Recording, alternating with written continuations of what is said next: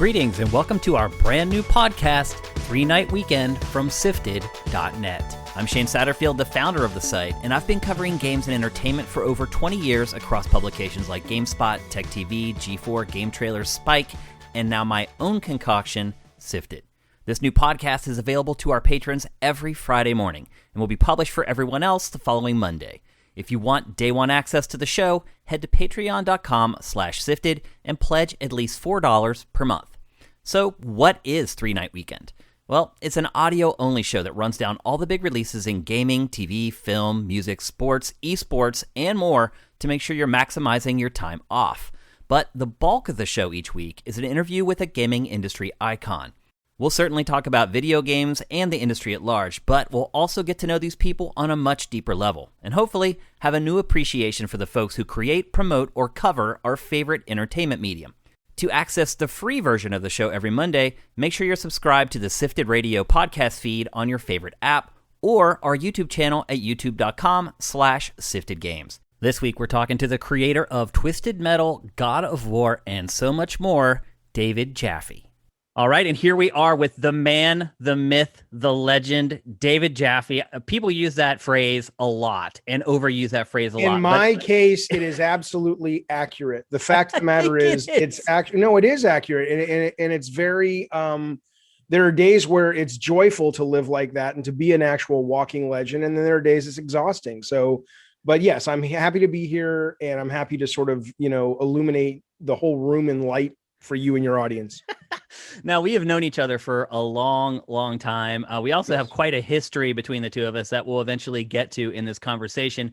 And I do want to kind of talk to you about your past. I know you've spoken about it ad nauseum in other interviews and other podcasts, but I do feel like for a lot of people listening to this, they want at least kind of a rough idea of what you've done. Now, the first thing I'm going to ask you is, what was it like making video games in 1993? Well, it was incredibly stressful for me because I had come out to California from Alabama wanting to be a film director.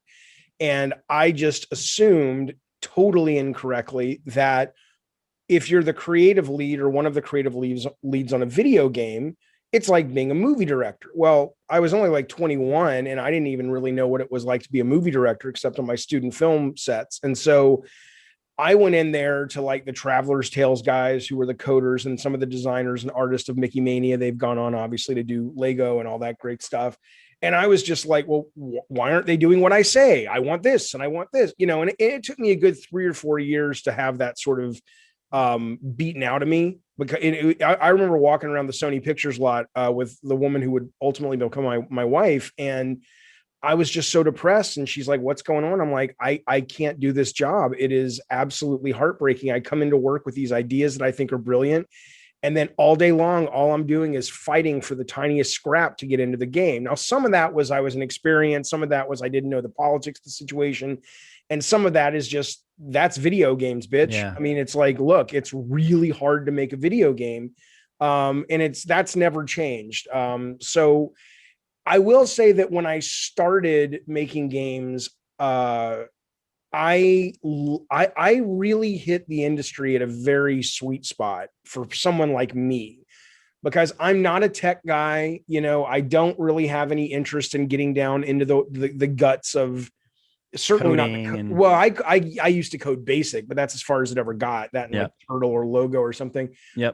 But I'm not a design implementer. I don't like to sit there and map out 3D levels. I don't think spatial, I'm more of a figuring out a way to tell cool stories and cool ideas and cool IPs through interactivity and then working with people to do that. That I still think to this day I'm pretty good at. But when I started and when I was coming up, that was relatively novel, and so like when we ended up doing the stories of Twisted Metal or the story of God of War, there wasn't a Neil Druckmann. There wasn't a Cory Barlog. Yeah. There wasn't a Ken Levine. And so, it's not that they weren't alive. They were working, of course, but they hadn't really made their mark yet. And so anyone who was saying, hey, I want to push this medium to be more about, in case God of War, character and story, or I want to push this medium in the case of Twisted Metal to be competitive but accessible and have really cool characters that can maybe go into comic books or whatever. That wasn't the norm. It's certainly not at Sony. I mean, Sony didn't even have a role for designers. I think I was on the payroll as a producer for 10 years or something before they said, we should probably make a designer role. I'm like, yeah, you think? Do you think you were one of the first people in the industry to kind of have that role defined? No. Well, I mean, I don't know, because I know I didn't invent it. I mean, I must have gotten the idea that I was a designer from somewhere. It might have been Miyamoto saying I'm a game designer. I'm like, oh, that's what I do, Right. So I don't know where it came from, but I know for a long time, because in 93, 94, 95, a lot of games didn't have designers. They had Right. programmers and artists, and that was it. And the idea of someone coming in, it's like, well, you don't code? No. You don't make art? No. Well, what do you do? Well, I tune and I tweak and I come up with systems and I come up with level design concepts and layouts. It's like, oh, well, we've been doing that. And it was kind of a struggle to get people to warm up to the idea that, I know you can do it, artist. I know you can do it, programmer, but think about this. What if you had the entire day to just focus on what you love and what you're great at, which is programming, which is art. Mm-hmm. And I can be over here, or fellow designers can be in our little neck of the woods, and we're only thinking about the player, only thinking about systems and gameplay. And eventually, obviously, now it's become, I mean, goodness gracious, that's the way it is. It's not only just the way it is, but the size of a lot of these AAA teams, God of War, when I was on God of War 1, I was the game director, lead designer, and I was a co-writer. And now if you look at the credits of the new God of War 2018, Corey's the director, but there's still a lead designer. There's a lead narrative designer. There's a writing team, I'm just like, oh my God. So it's changed a lot, but ultimately it's all, it is still very much all about finding the fun and engaging the brain of the player and keeping them really having a good time. And that has not changed one bit. You are always obsessing over shit. Are they getting bored? Are they getting bored? Are they getting bored? Yeah. Another point for you, as far as like when you entered the industry, that was a great time, is that was the whole transition from 2D to 3D. Yeah. And that's when you started working on Twisted Metal. How involved were you with Twisted Metal, and how did that whole franchise come about? I was extremely involved. I mean, it was my idea. The trip out to Evans and Sutherland, and if you've ever watched like the Pixar Story or anything, these are the guys that left Evans and Sutherland, which were military contractors making flight sims for the military to train in F-15s and all that stuff. Yep. They went off with Ed Catmull, I think it was, and they said, hey, let's do this for movies. And so the guys I hooked up with that ultimately became Single Track and then Incog Entertainment and then ultimately Eat Sleep Play, those guys were Evans and Sutherland guys. So we went out there, and I had seen 3D only once before in a game called Alone in the Dark, like the first version of Alone in the Dark on the PC. And that had camera cuts. It was like before Resident Evil 1, and it was very cool and very cinematic. And it was like, all right, that's pretty neat. But other than that, I was 2D, parallax, 3 planes at best, blah, blah, blah. And my mind was blown. The only other time this has happened is when I put on the VR headset for the first Oculus, and I played, I think it was was it called Hawken or something? It was like the big mech game. Yep. And I was sitting in the cockpit, and my lawyer was with me at the time, and he's like, no, stand up, turn around. I'm like, what are you talking about? And I literally stood up, and there's the back of the cockpit modeled. I'm like, oh my God. Well, experiencing 3D for the first time, like on a flat screen, I had never, like, the guys took me into a database they had built of Mars, and I'm like, this is fucking cool. And I'm like, oh, there's a city in the background, and like in the distance. And they're like, well, why don't you go explore it? I'm like, what are you talking about? And they're like, just push the stick and go to the city. And I know now, I know it sounds like I'm telling a charming old fashioned story. That is how revolutionary it was, because I couldn't, I wasn't a moron. I could fathom it, but I'd never experienced that kind of freedom in a video game before, where it's like, oh, you just see the place. Oh, well, just go for it. And that was Super Mario 64 for me. That same thing. That first time I touched the analog stick, and it was magic. Yeah. Yeah. I mean, people of this, coming up, kids today and young adults today, like, they don't, again, they shouldn't. I mean, I'm not saying they don't understand, but the level of progress. I remember sitting in a Sony meeting with the Naughty Dog guys when they were still Jason Rubin and Andy, I think. Mm-hmm. And this was like Jack and Daxter time. And they were like going, we want to build a game that if you see a mountain in the background, you can go to it. And we're like, no. And they, I mean, because that was the first time, one of the few times they were streaming. I think actually Captain Blasto on PS1 was the first streaming. But anyway, so yeah, it's been really cool to watch the progress, both in terms of the technology, but also in terms of the roles of people. Now you couldn't make a AAA game and say, what do you mean you don't have a designer, let alone 30 designers? But it's been fun.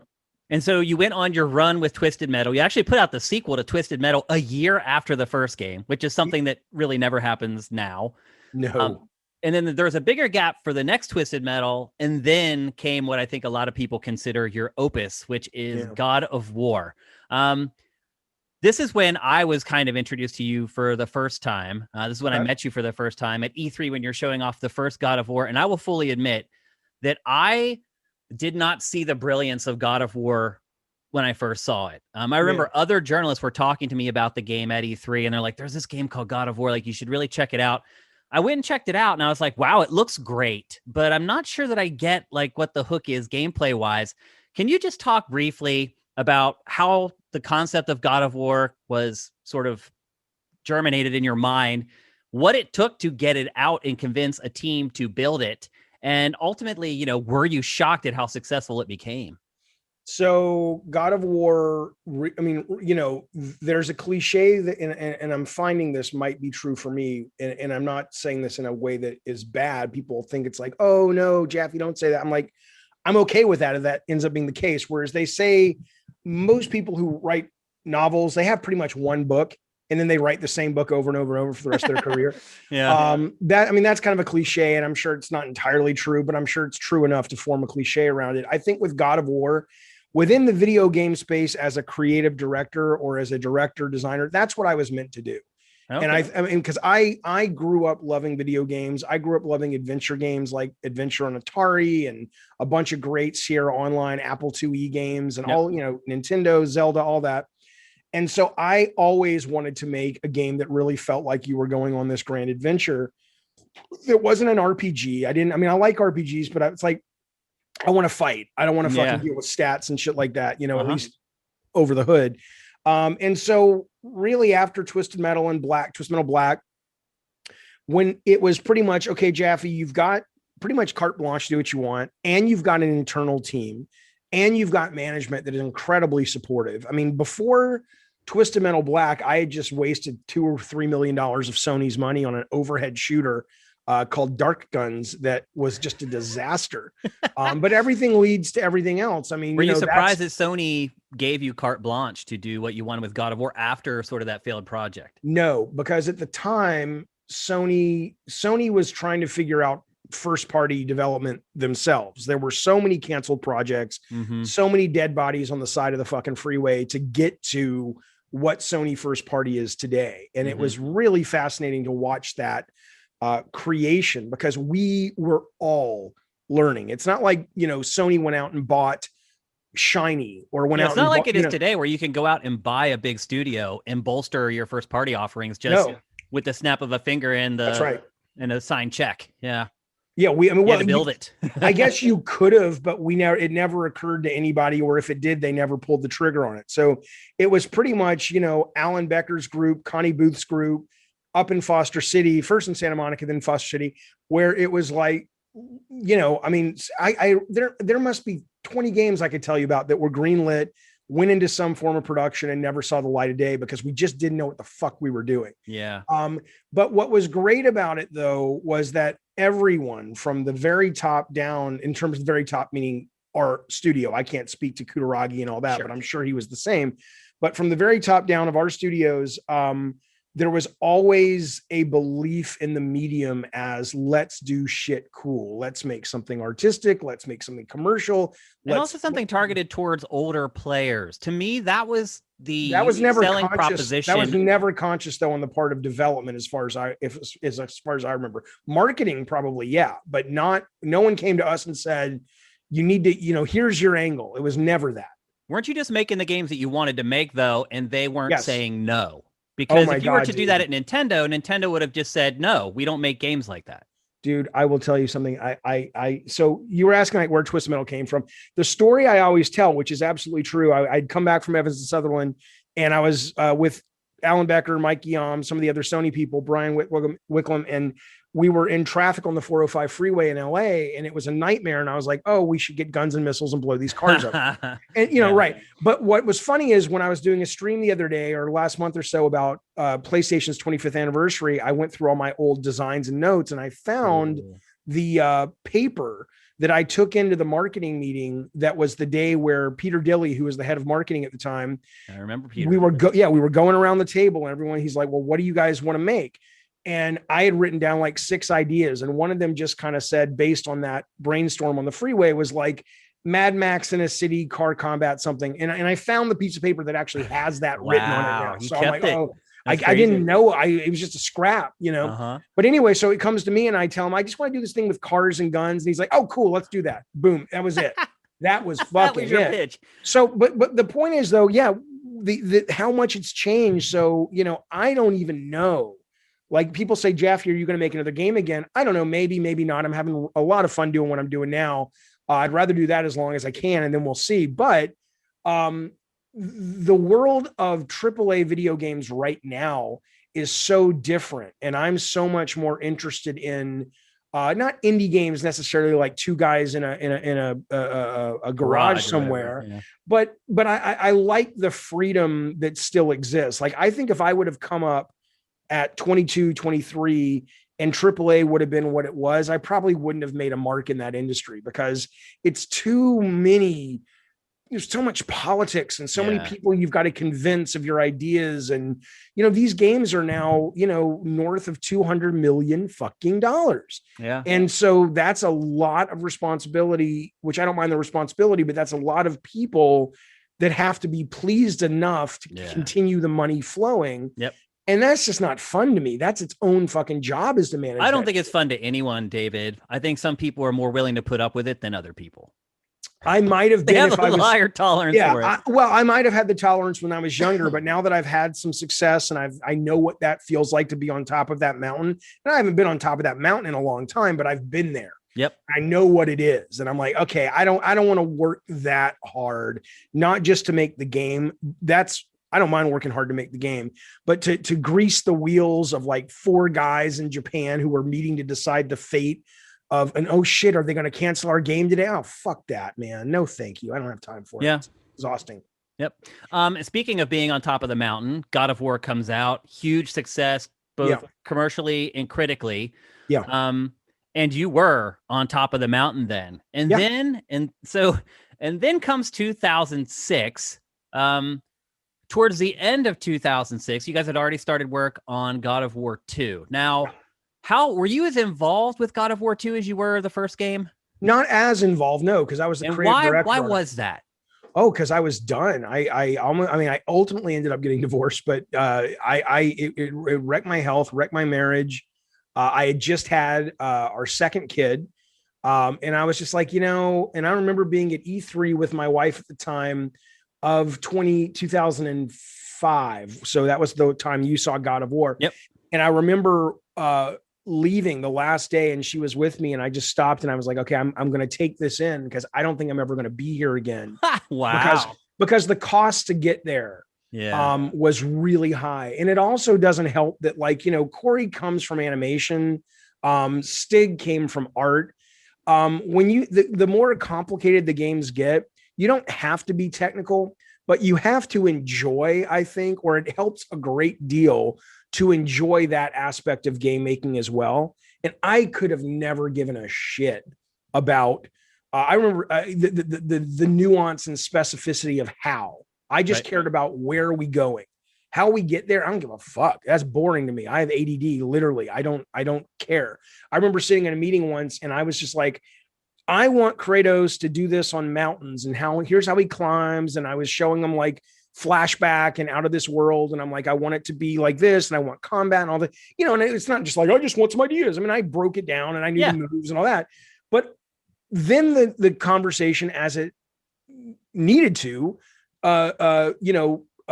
zoomed in to little minutia things about, well, what do we do about the inverse kinematics when the hand is touching the rock, but his hand is on the blade of chaos, and right. Yeah. And I just started getting really out. Technical. Yeah, you're getting technical, and I don't give a fuck about that stuff, right? Yep. And so for me, I think when I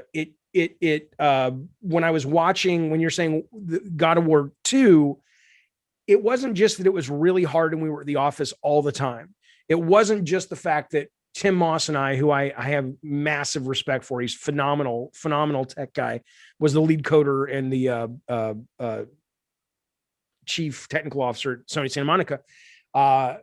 Massive respect for the guy. We fought like cats and dogs, though, constantly.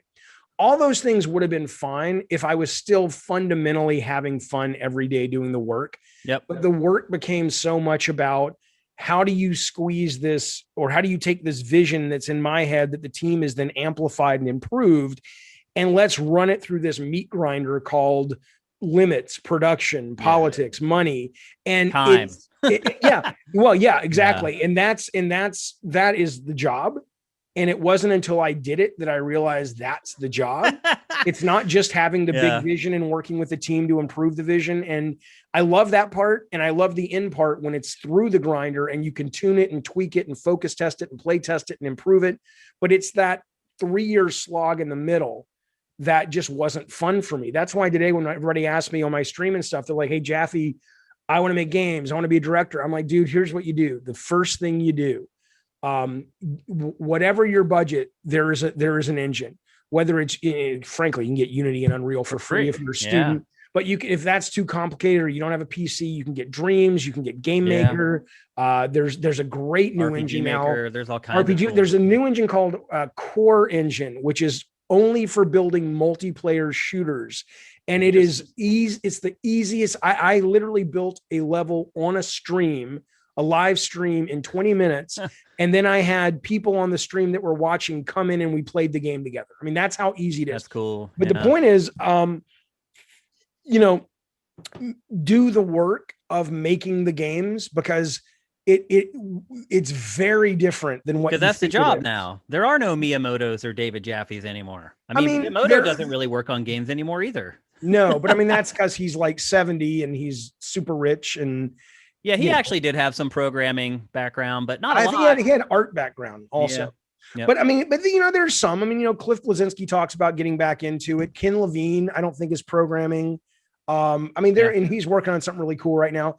But you're right. It is become, at least at that level, a much different job now. And if I had never been on top of the mountain, I think I would be going, fuck it, I don't care. I have to get on top of that mountain. Right. But I've been on the mountain, the very top, and I've been around the summit, hanging out for a while. Yeah. When you have like a cult hit like Twisted Metal, you're not on top of the mountain, but you're really close. Good place. You can see the flag planted on top for sure. Yeah, and the shit that's happening right underneath it's better anyway. Yep.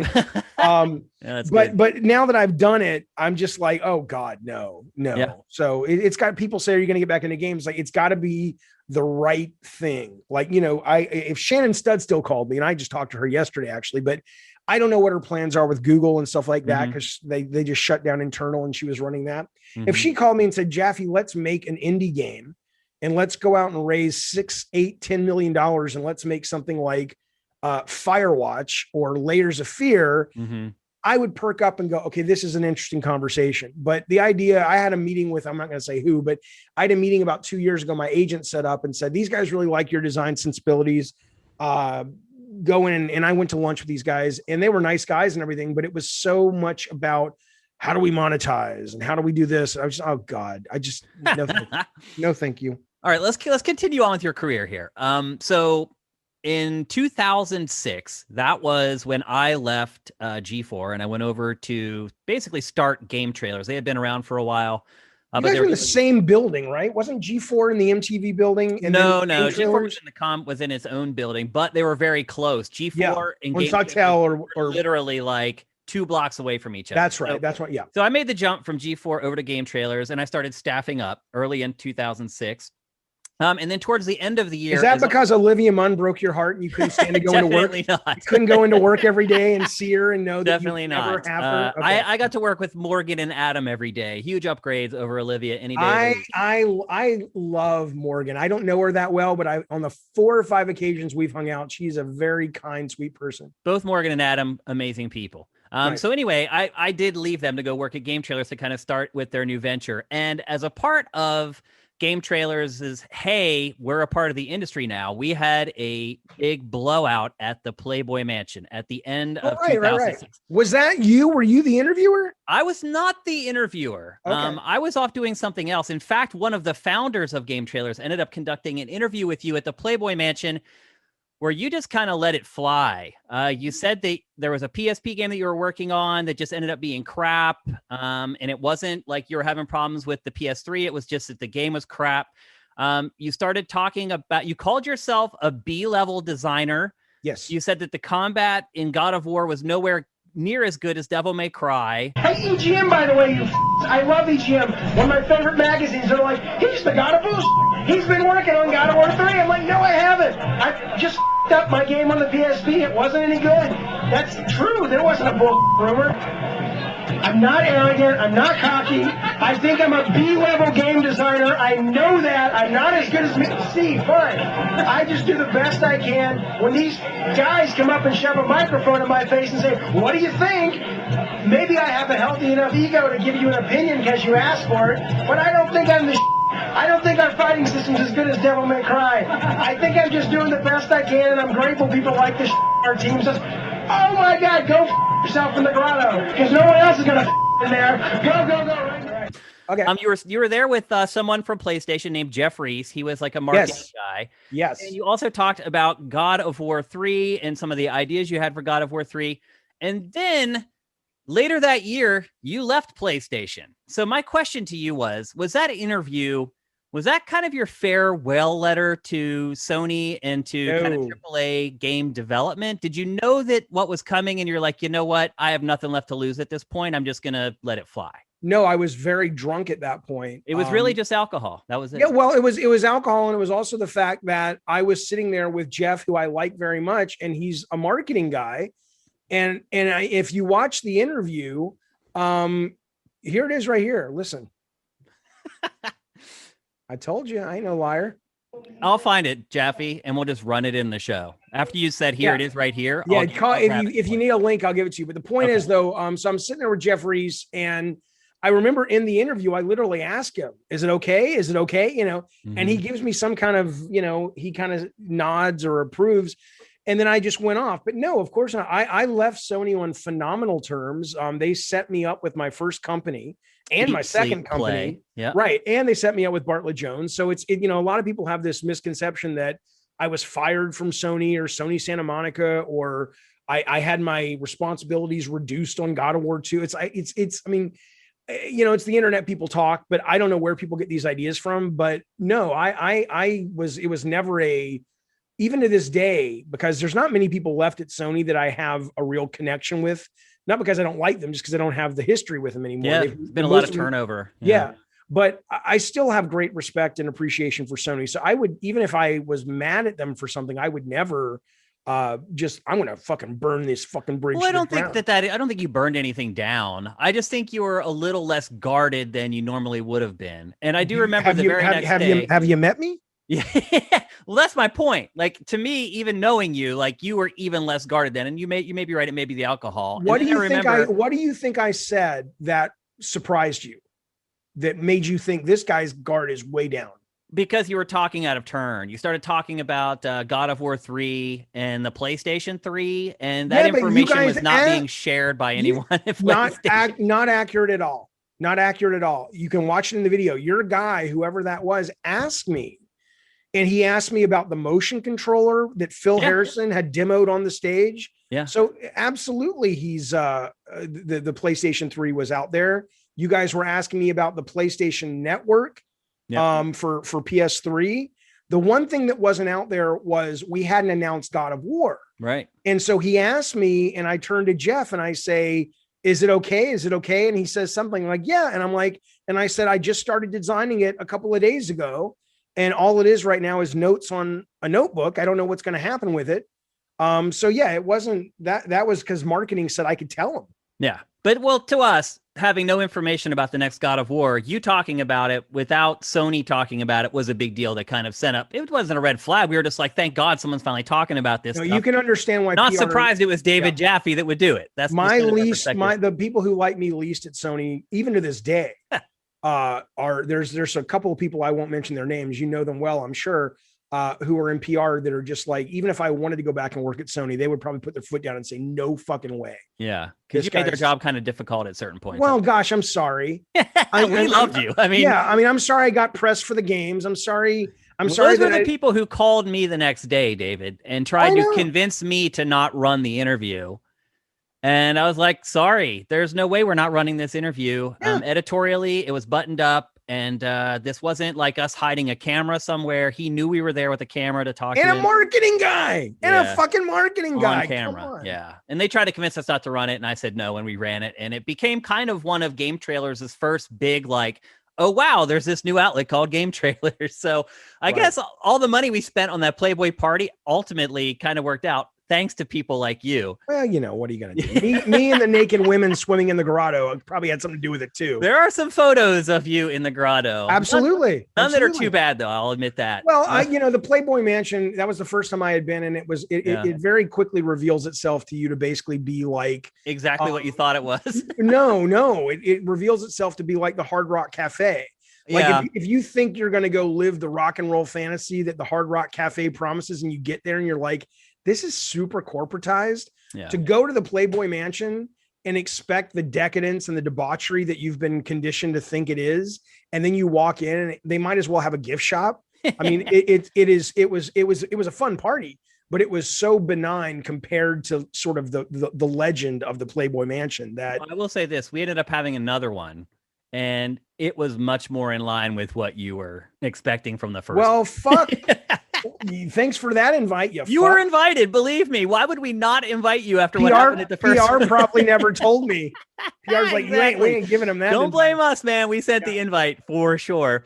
So anyway, after 2006, you left PlayStation and they helped you form your new studio called Eat, Sleep, Play. Yeah. And you kind of left big AAA, huge team development behind. What was kind of the biggest eye opener for you leaving behind this big team? What do you mean eye opener? As far as like, I've grown accustomed to X, Y, and Z working on God of War. Now I'm working at Eat, Sleep, Play, and it's not like that. Nothing was different because really, no, because again, this is sort of because we were Sony funded. We weren't we were a startup, but we weren't like, eating ramen every day. We got paid well, and Sony was invested in us doing well and all that. But part of it was also that the biggest mistake that it's taken me, like I even think on the last game, which was a dismal failure critically and commercially, although I still love it to death, drawn to death, I still didn't entirely learn the lesson. It took the failure of that game for me to finally get what I wish I would have learned from God of War, because after you have a success like God of War, and this will come back to Eat, Sleep, Play, I promise, but after you have a success like God of War, you kind of forget that what it took to get you there, not in terms of the team or the tech or the sport, all that was always front of mind. But the obsession I had on that game of, is it good? Is it fun? I would bring home hours and hours and hours of VHS tapes from our play test with a notebook and just watch them all weekend long, almost like a sports coach goes through, like, watching the other football team play all weekend to make the plays for Friday night. Yep. It was obsessive because it had to work. It had to work. I wanted to, And you're talking about Calling All Cars, correct? Or are you talking about God of War? I'm talking about God of War. Okay. So God of War, all that stuff happened, but then God of War comes out.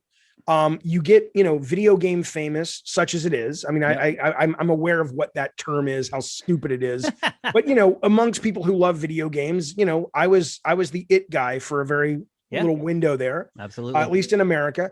And you do that, and you get used to the accolades and the awards and the reviews. And it's not that you start thinking your shit don't stink. It's just that you forget when you get on your next stuff how obsessed you had to be successful to get there. Yeah. Right. And so I forgot on Calling All Cars, Twisted Metal 2012, and Drawn to Death to be desperate for the audience's adulation. Yep. Because that's what it took on God of War. That's what it took on Twisted Metal Black. That's what it took all before.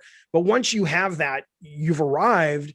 Again, I want to make sure it's clear. It wasn't arrogance. Like I was walking around like, I know everything, but maybe it's like selective memory. It was so hard to get there with all of that obsession that once you're there, you're like, maybe I don't have to do that part anymore because I have it figured out.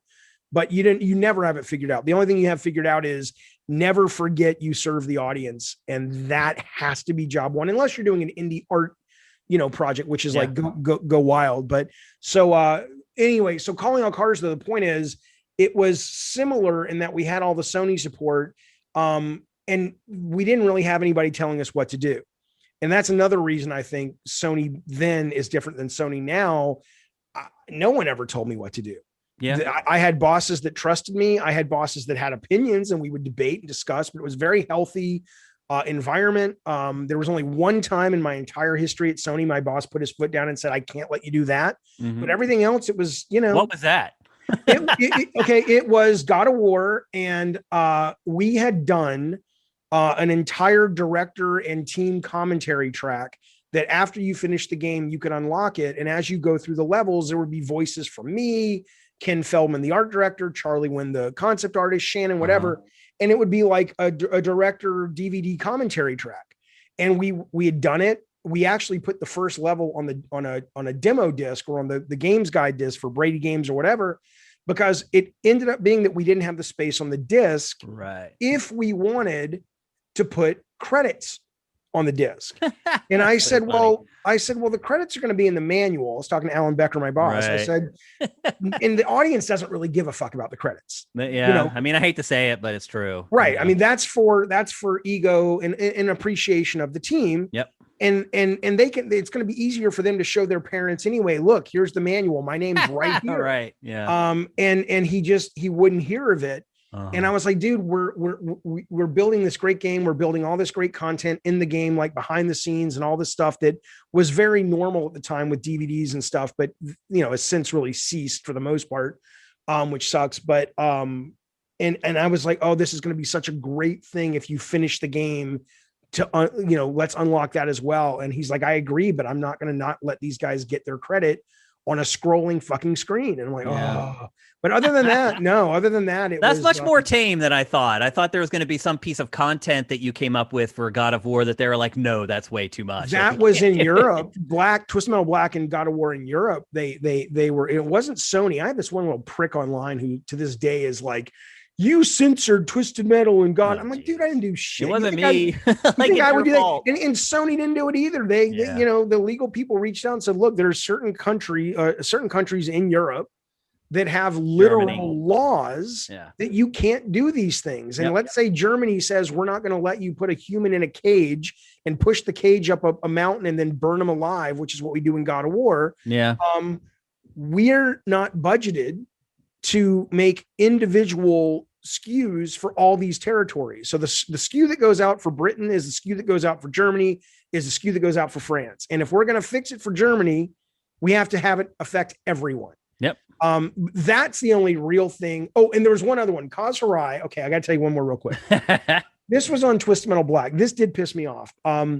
So we were doing the in-story movies, and there was a scene where a girl, the girl who would become Bloody Mary, who drove the Corvette or the Corvette-esque car, she was picked on as a kid. I think it was Bloody Mary or Raven. I think it was Bloody Mary. And in the story, she gets pushed into a puddle of mud or something, and she picks up this pipe and she bashes in the head of the kid who pushed her. Now you don't visually see it. It's not gore. She swings the pipe at the camera. You hear the clang. You're right.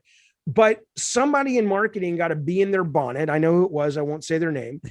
And they brought up this term I had never heard. And she was like, that's child on child violence. I'm like, what the fuck is child on child violence? I mean, I'm not, fist fight, apparently. Yeah. Yeah. I mean, you're not wrong. That's what's happening. You're accurately describing, but is that a thing that we need to be worried about? Does this happen? You know, it's okay if they're demon children.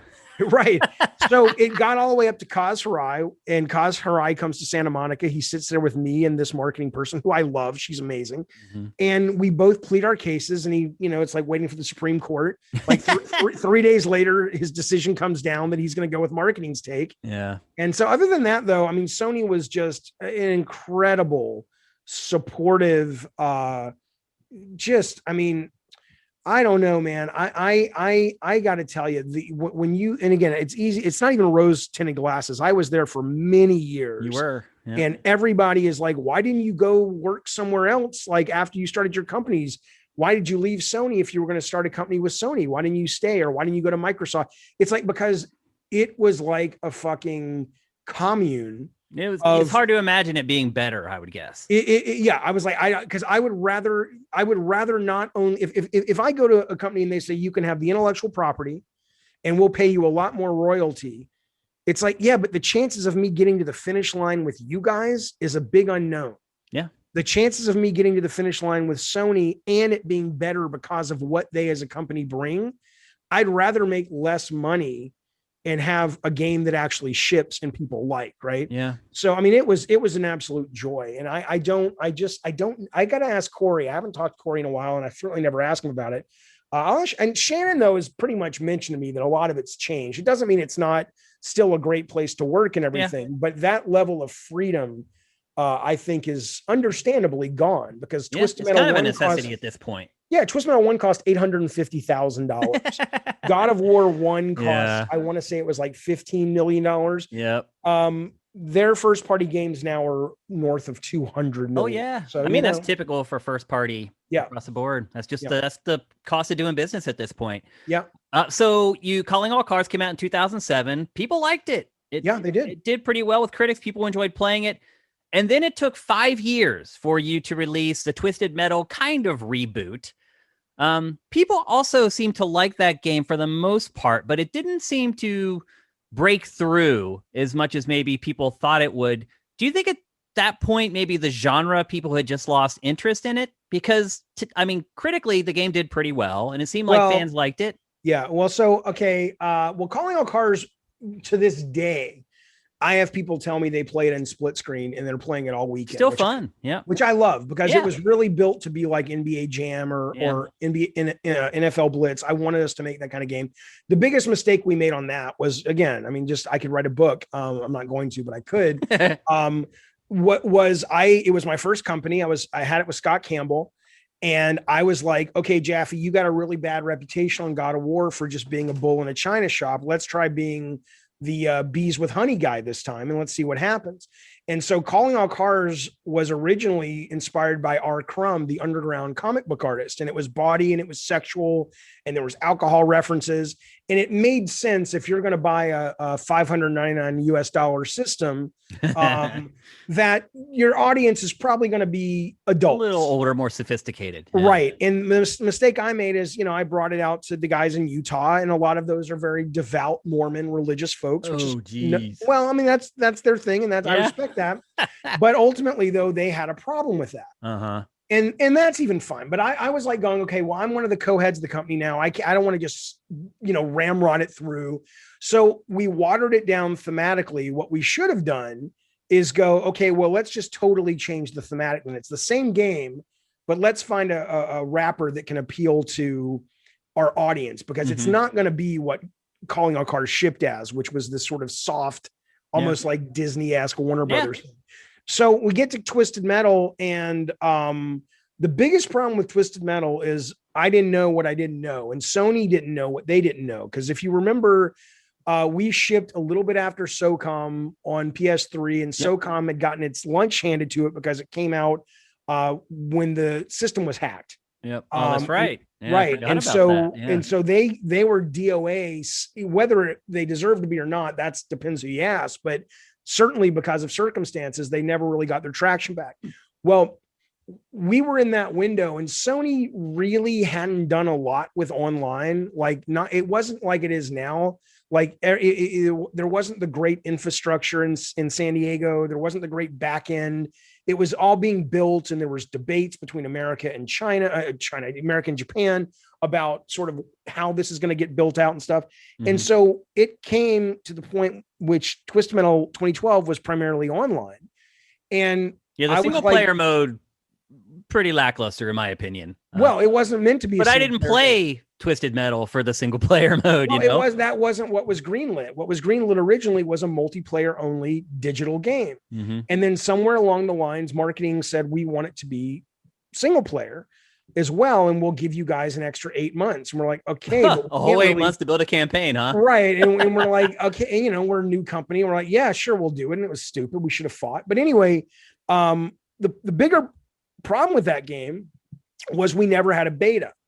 Right. And our guys, see what worked and what didn't work. And not just that, to see test the net code. Functionally, the net code was brilliant when you could connect, but our game had a real fundamental problem connecting between our game and the Sony backend and getting it to the player. So if your internet at home wasn't set up exactly right, you couldn't connect, or you were prone to being disconnected. Well, we would have known that if we would have run a beta. Yep. But we launched with a demo. People loved the demo when it worked. And we were like, oh yeah, we got it. We'll fix it.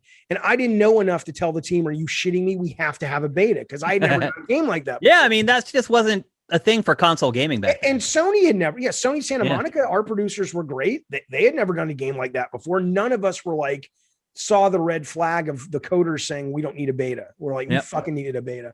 And so that was a problem with Twisted Metal. And the other problem with 2012 is yes, the genre is long in the tooth. I think you can absolutely do vehicle combat today, but I don't think you have. You played Destruction All Stars, the freebie on PlayStation? I have. I like it a great deal. I think I think it probably suffers from a lack of depth, but I don't know that yet. I would agree with you. It definitely suffers from a lack of depth. I like it better than a lot of reviewers liked it. So, I mean, I enjoyed it. I think there's a mode called Carnado that's a lot of fun. Yeah, that was my favorite mode, actually. Yeah, there's some balance issues with it that are problematic, and I know they're fixing it. I genuinely like the game, and I played it even last night. I just don't think right now it's sticky enough. The meta isn't there in any meaningful way. But anyway, so I would worry if someone came to me and said, I make another Twisted Metal. It would be like, if we're going to make it like pure digital and it's going to be relatively inexpensive and we'll see where it goes, or we're going to totally revamp the whole thing and it's going to be in the world of Twisted Metal, but it can't just be car combat. I would have that conversation. But straight up Twisted Metal by 2012 was over. And then the other problem. Do you think it's still over? Do you think we'll ever see another Twisted Metal? I think the IP is great. I still love the IP. I still have more. I mean, I have affection for both or all of my children, but certainly Twisted Metal compared to God of War, I feel more connected to Twisted Metal in terms of it feels more like my heart. I think that, and I know there's a TV series they're planning. I had a meeting with those guys. They pitched me what it is. Whether it gets made, you know how that goes, who the fuck knows, but that'll determine a lot, I imagine. But I think the IP of Twisted Metal is still exceptionally viable. It's very cool. I don't know, or I would be stunned if it ever becomes another Sony game that's pure car combat. What I would love to see Sony do, and I don't know if they have any interest or have any need to do this, I would love to see a smaller publisher. Like I'm just saying 505. I'm not saying it is 505. I don't even know those guys, but it just seems for like example, that scope of a publisher reach out and say, look, let's do a co-publishing deal with a bunch of these titles. Like a Mindy, not a indie, mid-range indie. Yeah, because you guys, people are asking for, whether it's Twisted Metal or SOCOM, or they're asking for there's just a bunch of fucking Sony legacy There's games. A lot of IP laying out there, for sure. Yeah. That certainly is not just because you make it and spend 200 million and you slap SOCOM on it, it's going to be a hit. Yeah. But there is enough of a fan base that if you had a smaller publisher or a boutique publisher within Sony that said, look, we're going to revisit these legacy titles, but we're never going to spend more than 6 million on them. I think there's a business there, and I think there are like fans Private Division at Take-Two. They kind of have that little imprint that they do smaller stuff with. I could see that being a way to get these titles back, but Sony, like Jim Ryan saying, "Here's a," I don't know, he doesn't talk like this. I've never met the guy. Here's a check for 250 million. Go make Twist that. I can't fathom that happening. Okay. So 2012, that comes out. We kind of talked about mixed results with the game. And then you actually dissolve your studio. No. You didn't. I left. You left, but does that studio really exist if you're not there? Absolutely. Because Scott Campbell and I ran it together. Scott Campbell ran production for the fucking military sims. He didn't need me to run production. Why did you leave? I left because I wasn't happy, because Scott and I butted heads constantly. So when Scott and I started, I love Scott. He's amazing. But when Scott and I first started working together, I had never really made games. I made Mickey Mania, and I was a gamer, but I was as much of a filmmaker as a gamer. He wasn't really a gamer. So we were just kind of like, let's fucking try this, you know? Yeah. By the time I came back to work with Scott, I had done God of War. I had had a lot of my own success. I had really fallen in love with the medium. Mm-hmm. And he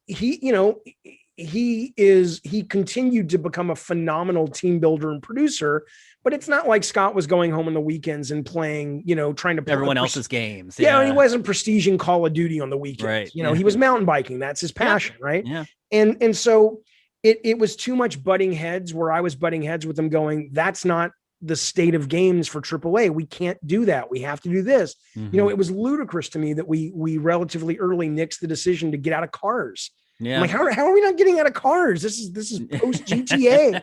Yeah. But I think we ended up with a game we're all really proud of. But at the end of it, it was like, you know what, this is not a good marriage.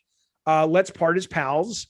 And we did. And I still worked with those guys for like 6-7 months. The deal I made with them was, I said, look, if you sell the company, I want to get like, a couple $100,000, depending on what you sell it for. Yeah. They never sold it. Mm-hmm. And the other deal was, I will stay on, and I was happy to do it because I was going to go off and set up another company anyway. But I was like, I will stay on and do tuning and tweaking and PR and everything you guys need from me. Just pay my health insurance for a year. Oh. And Scott's like, yeah, no problem. So everybody, I get so pissed off in the press, not at the press, but in the press, because people think, or maybe not the press, the internet, people think I just abandoned the game. And I'm like, no, I left the studio, but I was under contract for 6, 7, 8 months. We just could never get it working perfectly. We just couldn't do it. And I'm not there coding. I don't know how to fucking make an internet. You're just like, this is broken. Somebody please fix it. And that's all you can do. I wasn't that benign, but it was. So, but no. So the company kept going though. Scott and those guys put out a number of mobile games that were pretty successful. They did some stuff with Zynga, I think, or maybe if it wasn't Zynga, it was Warner Brothers Interactive or something. So no. And then ultimately, I think they have since dissolved it. But no, it didn't dissolve because I left. And then you started the Bartlett Jones Supernatural Detective Agency. Yes. And started working on a game that I could only imagine you had probably envisioned in your head since you were in high school, which is Drawn to Death. It was a third-person competitive shooter set in the world of high school notebook drawings. Yes. And I will just be perfectly honest with you. I thought the game was terrible, David. And no, I'm just being honest. I have no problem that you're a moron. Not a problem. I tried because, look, I have a lot of respect for you, and I always will. And I have enjoyed every game that you had ever made, including Calling All Cars. I really enjoyed Calling All Cars. Yeah, thank you. And I am a big shooter fanatic. I am a Call of Duty guy. I play every shooter on the market, first or third person. I struggled to see the redeeming value in this game. And I think my biggest issue, I liked the art style. I just thought it was so vulgar and so mean-spirited for no reason. But you're absolutely wrong. And here was the okay. But I want to talk about it because I'm glad to have somebody say that who actually, experienced it at a critical level or as a critic. Yeah. So what really threw me for a loop on that game, and if we're just talking about the vulgar aspect of it, is and again, this is not the press's job, and I don't know if they had just treated me really kindly, so I expected it, or I don't know why I expected it. But that is probably the sweetest game I have ever worked on. And let me be clear. Let me explain this to you. Okay. But the problem is, only one or two reviewers found that sweetness. Now that's my fault that I buried it as deep as I did, but that whole game is and it's all in that game. You can see it. I can point to where these little signposts are. That is a game about a kid who's coming from a broken home. All of the characters, like the Wizard of Oz in the game, are people in his life. The crazy mouse with the chainsaw is his stepdad, who he hates. The soldier is his brother, who has been dishonorably discharged from the military. All of these characters are people that he either looks up to or hates or loves. The girl he has a crush on is in the game. You can see everything up in the skyboxes, like where he got expelled for fighting with this bully who's at the beginning of the game. All of this is basically him trying to process, being a 14, 15-year-old kid and just dealing with his fucking life. I put all that in there. And yes, there is a vulgarity to it on the surface. And I wanted that because that's what you are when you're 14, 15. It's not like you're sitting there going, I will analyze. I think my other problem with it was that it was feeding into sort of internet outrage at a time where it was like getting really bad. And I think a lot of people felt so. Well, there were like the little scenes that would come up that had like the pwned and stuff, like trash talking. Let me tell you about that briefly. I can talk all day. I can't. I know. And we can't talk about this game very long, but I do want to give you a chance. Okay, let me just tell you about this. So this game was originally, and here's a lesson if you're out there thinking about going into video game development. Beware of big changes towards the end, whether it's Twisted Metal coming in and saying add a single player. In this case, Sony San Diego, and I'm going to get back to the trash talking part because it's directly related. Sony San Diego had released Guns Up and they had released Kill Strain. Guns Up was doing okay. I don't think it's a secret to say Kill Strain was a pretty dismal failure. That's fair. Shut down relatively quick. And I think understandably, we were all gun shy of like, oh shit, maybe Fortnite had not come out on console yet. So no one really knew other than DC Universe if we could get free to play working on console. That might've just been a PC thing. So I remember going out with Scott Rohde and Christian Phillips and Jeremy and Bob from San Diego me and Nick Canellis at an Indian restaurant in San Diego in the Gas Lamp. And they're like, look, what do you guys think about no longer making it free to play? Because the whole thing was designed to be free to play for gamers. We had all these really innovative models. We had things like you could rent weapons, but you could then rent them to own. So if you spent like a dime to rent a shotgun for like 5 hours, that dime went towards the 99 cents to buy it. It was all kinds of things that were like, we don't want to fuck players over. Right. Blah, blah, blah. So one of the things we sold were GIF frames. So all of those frames were originally and we had the tech working, you could upload whatever you wanted in those boxes for your character to say. So it really wasn't us trying to do trash talking. It was, that's the way it ultimately. Well, no, I know, but I'm saying that system was after it became not free to play, we had to have content in there to unlock. And then it was like, well, I guess we have to make a bunch of these things. So we reached out to about 10 artists and said, and we were under the gun and we said, hey, can you make 20 of these? And every 10 artists was making 20 of these. So we had 200 or what have you. Is that the math? Yep, that's right. Yeah. And so, it wasn't like we were scrutinizing every one, some of them were brilliant though. Some of them were funny. Andrea Daly did one. My favorite one was a mom comes up to her kid.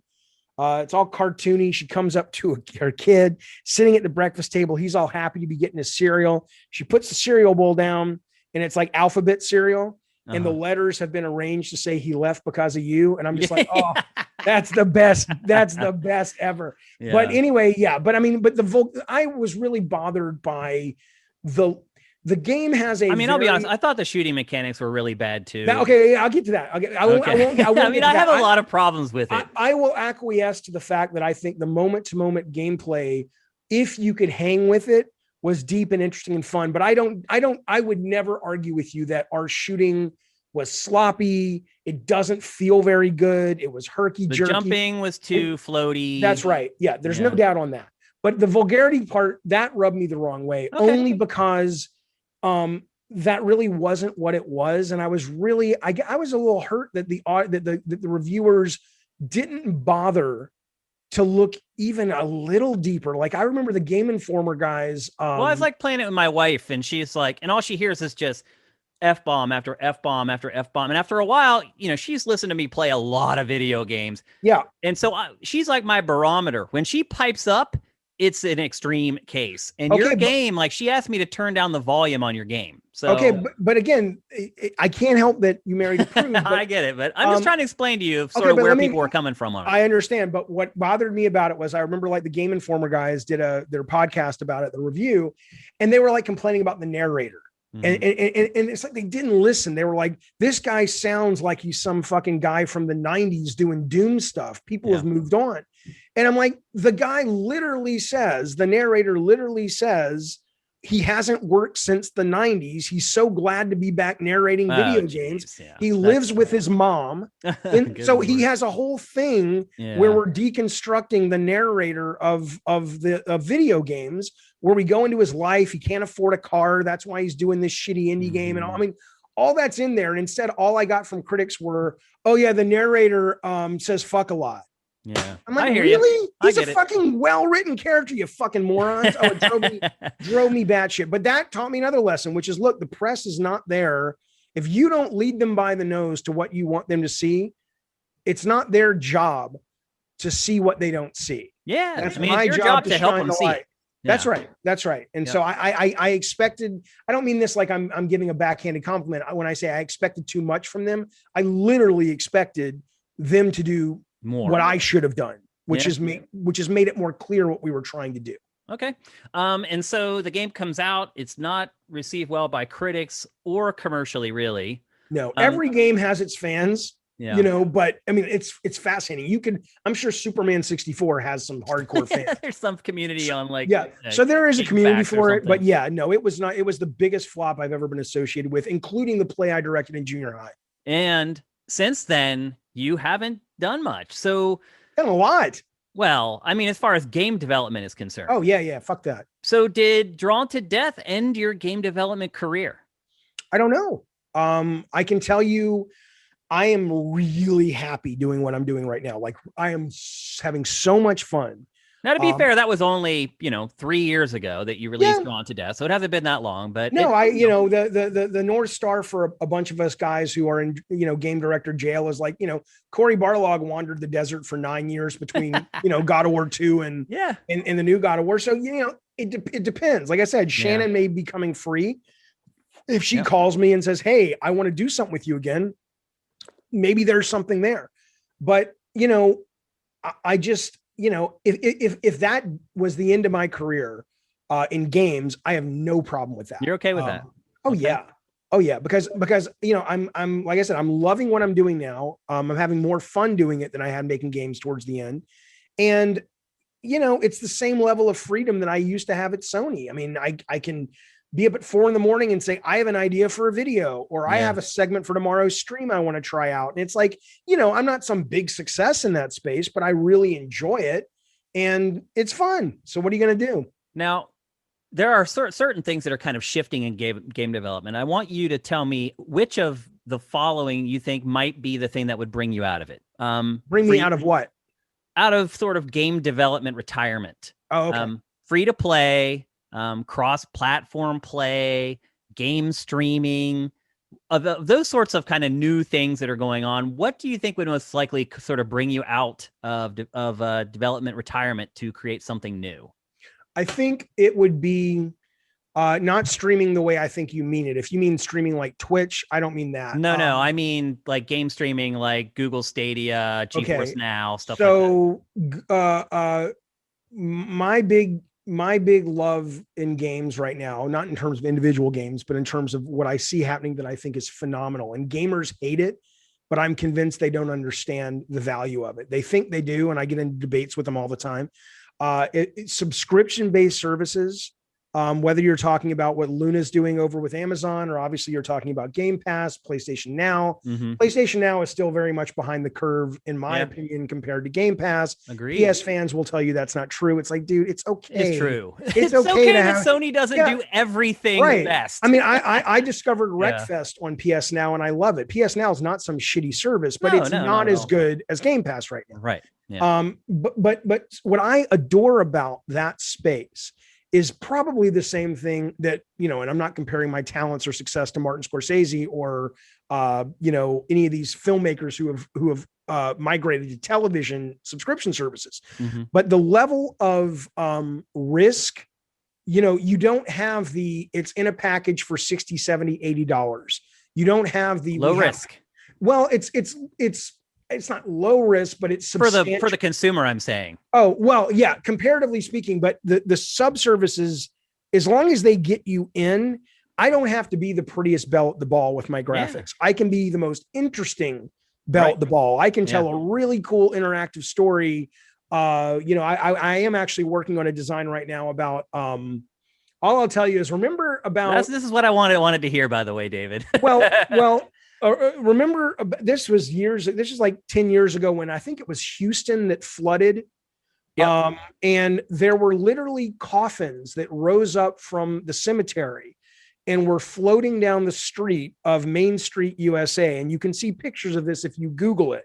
And I found that so evocative and so terrifyingly cool that I did sort of a whole horror kind of walking sim thing around it, which I'm very interested in maybe working on down the road. And that is, and that's something that I don't give a fuck if it's beautiful graphics. It doesn't matter. They have to be good graphics, but if somebody says Amazon Luna comes to us and says, you can make that, here's $6 million. It's an exclusive, pretty much. I mean, I don't care if they're involved, but I don't, it's freedom compared to like 50 agencies I have to convince.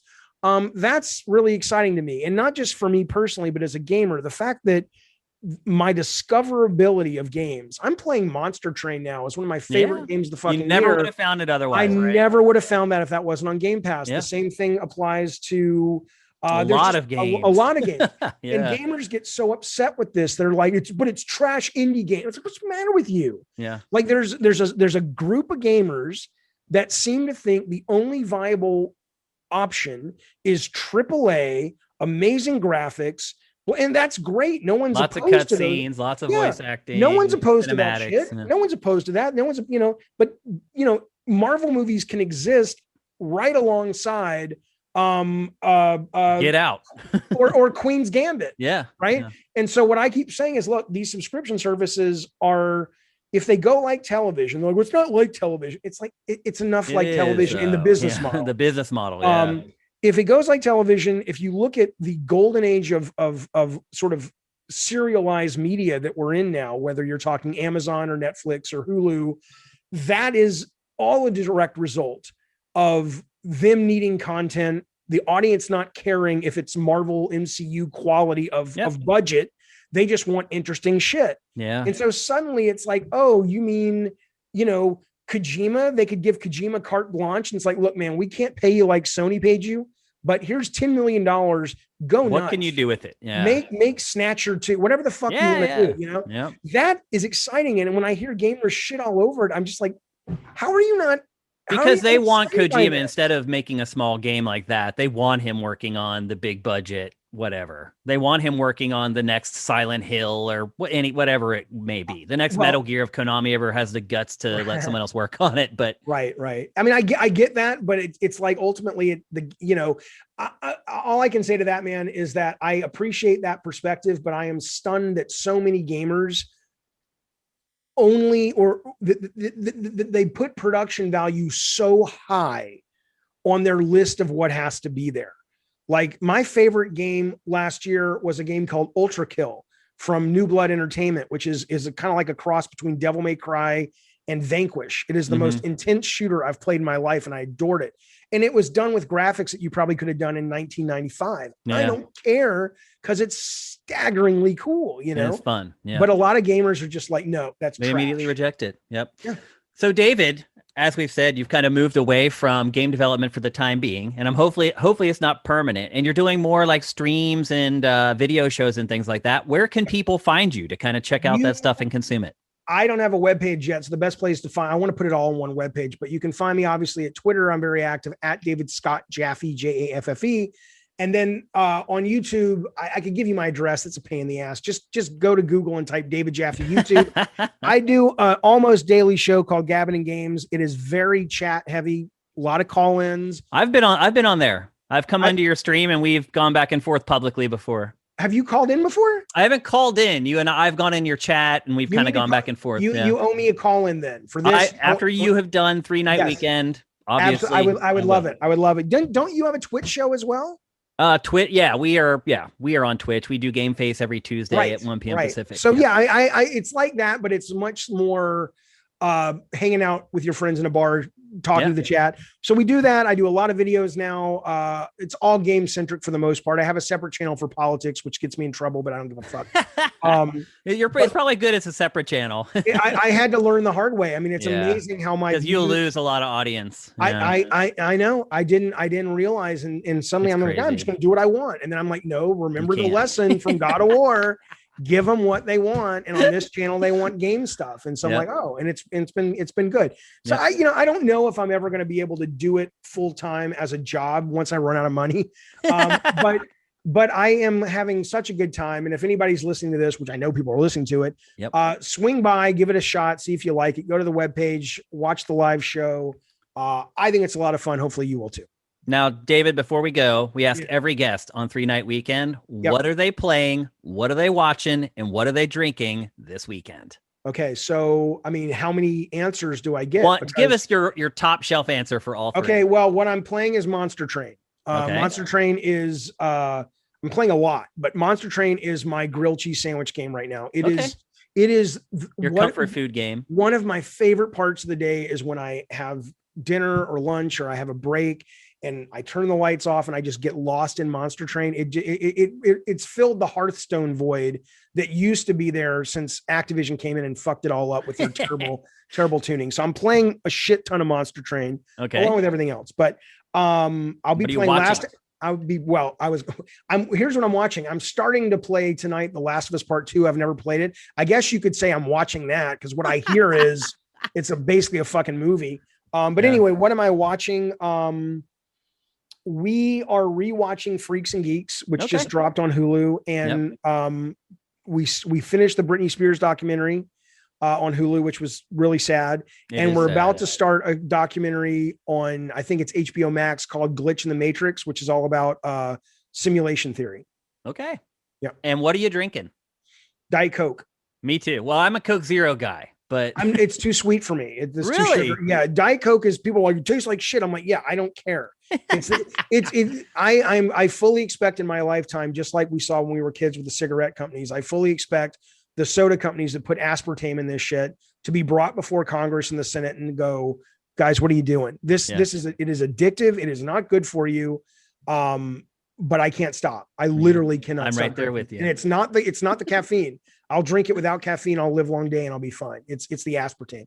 Okay. Well, there you go. That's David Jaffe. Thanks so much for coming on the show, man. Regardless of what I said about Drawn to Death, I don't care. Hey, I am a huge fan and a big admirer. I really appreciate you taking the time to come on. That's not a problem. I appreciate you having me. Thanks, man.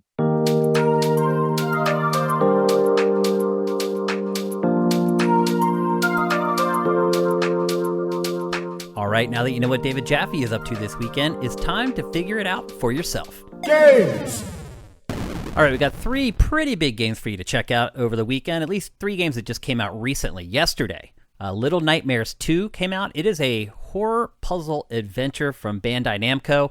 It's been getting pretty good reviews, and you can get it on every platform. And then today, Galgun returns, which is a very odd kind of bouncy, jiggly game.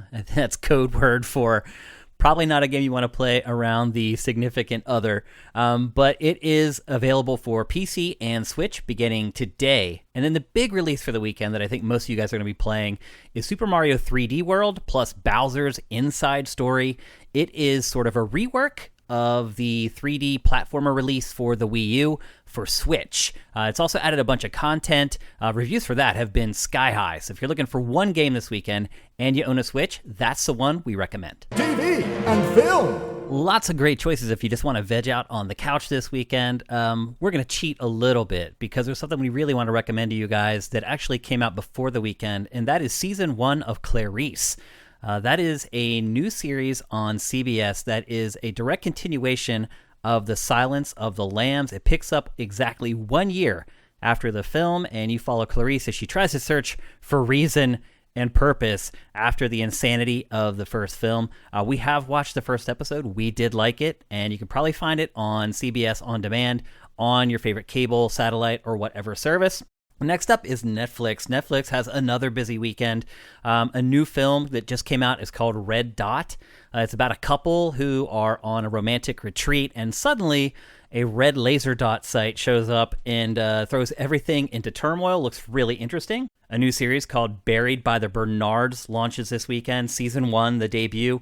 It is a reality show that is based around a mortuary. Not something that's very common. Definitely worth checking out. Elsewhere, The Bridge, Season 1, launches on HBO Max this weekend. This is a crazy show about a group of people who must build a bridge in 20 days to reach a gigantic pile of money. I don't know how they're going to do a second season of that, but I think the first season might end up being pretty interesting. A new film releasing on VOD called Fear of Rain is about a girl who is schizophrenic, who is struggling to figure out what is real and what is not real. She meets this new boy in her town, and he's not helping matters. It looks also interesting, but that is a pay-to-watch VOD option. Then on Disney Plus, Marvel's Behind the Mask is a documentary where they talk to a lot of people who have worked on various Marvel properties, and they discuss what it's like working with those properties, kind of the roles they have to play with. And then moving on into Sunday, and we're not too into this, but you might be. American Idol Season 19 launches on Sunday on ABC.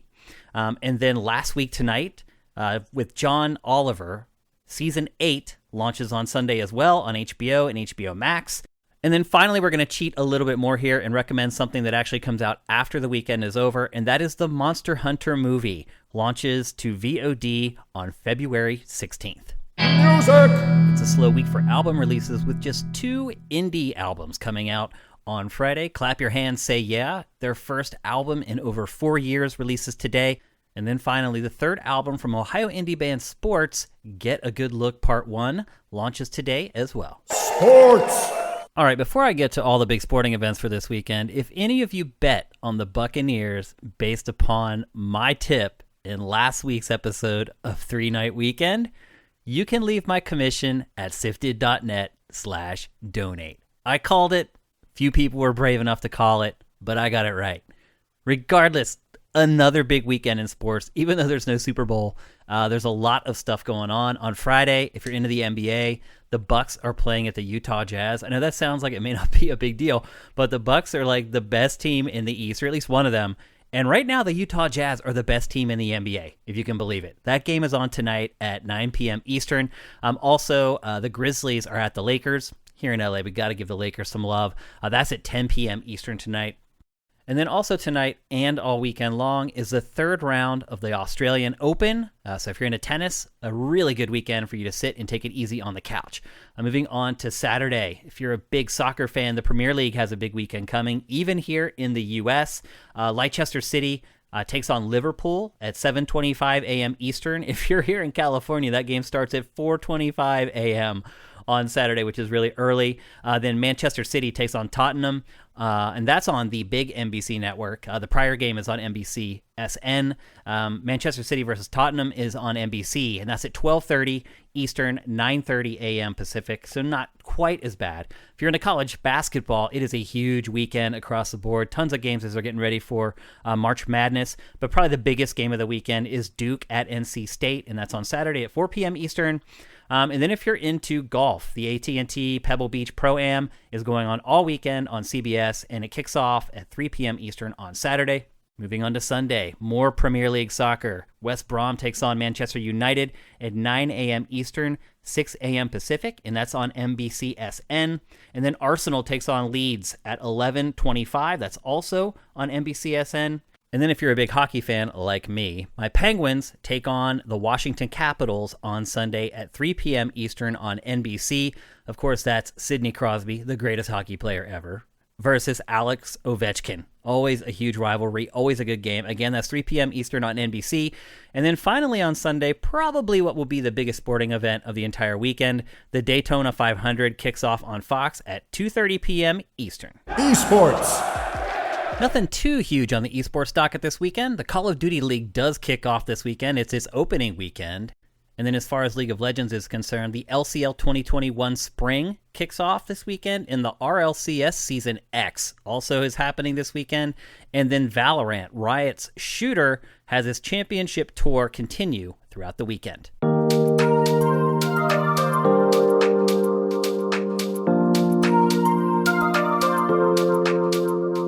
We want to thank David Jaffe for coming on the show this week. You can find him on Twitter at David Scott Jaffe, and you can find him on Twitch at The Jaffe Stream. Join us next week as we welcome special guest Adam Sessler. We want to thank all our patrons who make this show possible. And if you're interested in supporting the show, head to patreon.com/sifted and pledge at least $4 per month, and you'll be able to get this show every Friday morning when it's really, really essential.